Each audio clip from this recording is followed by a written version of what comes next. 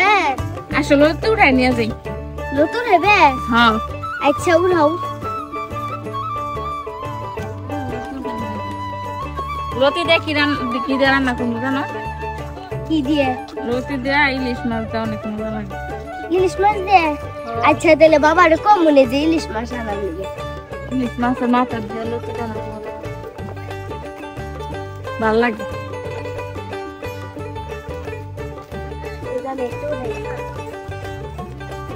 তুমি তো আগে লতি খাইতা না জানো রান্না করতা খাইতে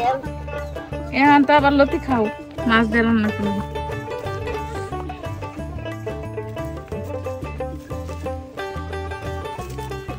এই কথাটা তুলছো দাও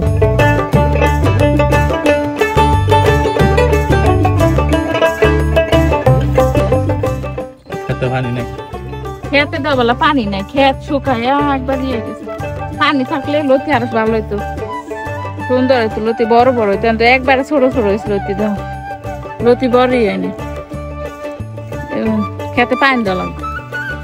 বৃষ্টি হয় না বৃষ্টি হইলে তাও হইতো বৃষ্টি হয়ে তো ক্ষতি হয়েছে আরো মানুষের ধান নষ্ট হয়ে গেছে গা কিন্তু এখন তো আবার বৃষ্টি দরকার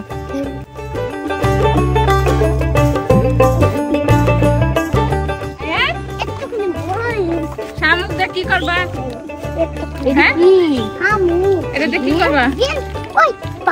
একটা বিশাল বড় বই